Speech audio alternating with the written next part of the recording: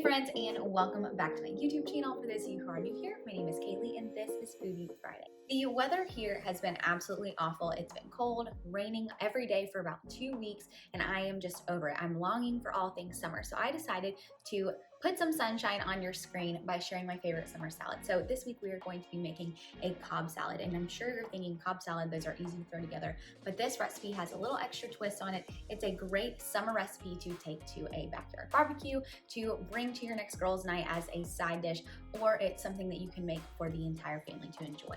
As always, this recipe is made with healthier ingredients. I've created this recipe to be Whole30 approved, as well as gluten-free and dairy-free.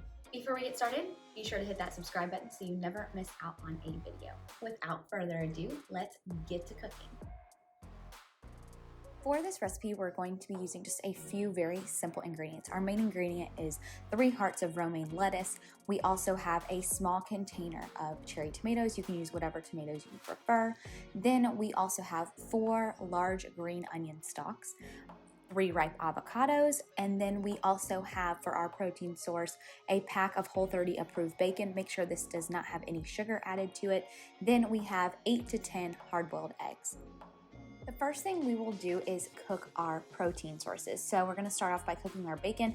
I've found that it is easiest to cook your bacon in the oven. So what I suggest that you do is take a large baking dish, line it with foil for easy cleanup, and then take your bacon out of the pack, lay each piece on there flat and separately, and then we're going to bake this in the oven at 400 degrees for 18 to 25 minutes. The reason I say 18 to 25, I know that's a broad range, is every bacon pack cooks differently. So it really just depends on the brand. I'm using Maverick bacon. I found this at my local Publix, but I know like we've used Butcher Box bacon before, and that takes a little bit longer. It just depends on, like I said, the brand as well as how thick your bacon is cut. So start off by cooking your bacon for 18 minutes, check on it, and then, proceed to cook it longer. But you'll want this to be nice and crispy before pulling it out of the oven. While our bacon is in the oven cooking, we're going to cook our eggs. So we're going to bring a large or medium pot of water to a boil. I usually fill this up 2/3 of the way. And once your water is at a rolling boil, you're going to add in your eggs and allow these to cook for 10 to 12 minutes. And then once your eggs are done cooking, we're going to remove them from the stovetop, drain the hot water, and then we're going to add ice and cold water. This will shock the eggs and make them easier to peel. Once you've added the cold water and ice to your eggs, allow these to sit for about 10 to 15 minutes before peeling. While our bacon and eggs are cooling, it's time to go ahead and start assembling our salad. So we're going to start off by chopping up our 3 hearts of romaine lettuce. I wash these before chopping, but you can buy pre-washed produce. I'm weird, I like to wash mine anyway, so I rinse these off, allowed them to dry for a while, open air in my refrigerator, and so now I'm just going to thinly chop up this lettuce. You can chop this up however you like. That's what I love about a salad, is you can add as many toppings or take away toppings as you like. Just make this fun and enjoyable for yourself. So I typically chop mine up nice and thin, and then I kind of rip any large pieces apart and add them to a large bowl. This recipe is perfect for a summer gathering outside. It's one of my go-tos whenever we are invited to like potluck dinners and things like that with friends. So I typically just add all of my lettuce to a large bowl, kind of toss it around, get any pieces that are kind of ugly out, and then I begin to slice my other produce. So the first thing I'm going to do here is slice my tomatoes. These are a little bit oblong, so I sliced them into 4 equal slices, but if you have a perfectly round cherry tomato, just slice them in half. You basically want to get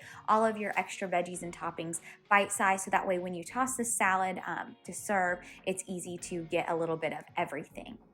If I'm bringing this dish as a side to a dinner party, I typically like to take my toppings and kind of put them on the salad in sections. This just makes for a really nice presentation. You do not have to do this. I just like how all the colors are very vibrant when they're sitting on top of the salad, and then right before serving the salad, I will toss everything together. Once we have our tomatoes and green onions chopped, I chop up my avocado. I will always save the avocado for last. I typically cut and serve my avocado on top of the salad right before serving this, just because avocado can turn kind of an ugly color if it's sitting out in the air due to oxidization. But if you want to prevent this, or you just want to go ahead and have the salad put together, you can always squeeze some lemon or lime juice on top of your avocado, and this will keep it from turning brown for a few hours.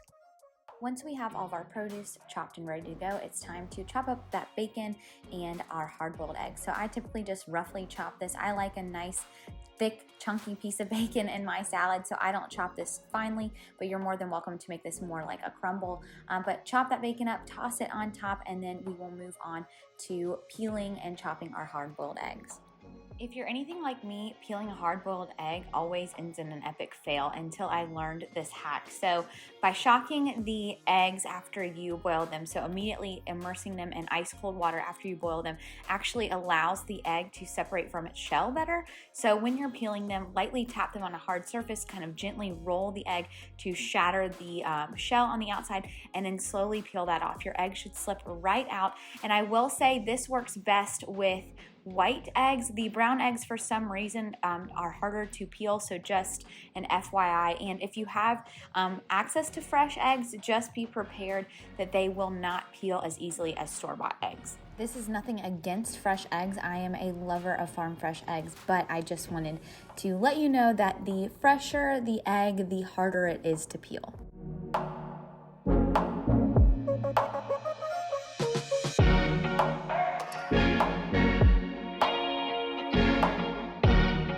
Now that our salad is assembled, it's time to make our dressing. So for this dressing, you're just going to be using 3 tablespoons of balsamic vinegar. We also have 1/3 cup of olive oil, and then 1 tablespoon of Dijon mustard. For Dijon mustard, I typically use the smooth, but you're more than welcome to use stone ground Dijon mustard. Both work well in this recipe. And then we have 1 pressed garlic clove. If you don't have access to a garlic clove, you can always use 1/2 teaspoon of garlic powder. And then we also have 1/4 teaspoon of sea salt and 1/8 teaspoon of black pepper. You're going to take these ingredients, we're going to add a lid to our jar and just shake this up. Now that we have our dressing made, our salad is assembled, it's time to serve this bad boy up. So typically right before serving my salad, I will pour all of the dressing on top and then take some clean kitchen tongs and toss this together. Mind you, this doesn't necessarily look as beautiful once you've tossed it together. That's why I kind of lay all the ingredients on top of my romaine lettuce just for presentation purposes, but this is super delicious. I have never brought home any salad leftovers. This is a huge hit during any backyard barbecue or just gathering of friends, and I honestly crave this probably 1,000 times during my pregnancy. I made this salad at least once a week. It is so delicious. So once you've tossed everything up, you can serve it. One thing that we do oftentimes for dinner is make this salad and also grill some chicken and top it with grilled chicken as a complete meal. So this is really a great multi-purpose dish. Okay friends, our salad has been made. It is time to serve. I hope you enjoyed this recipe. If you are new to the Measure Me Whole family, be sure to leave a comment below so I can say hey.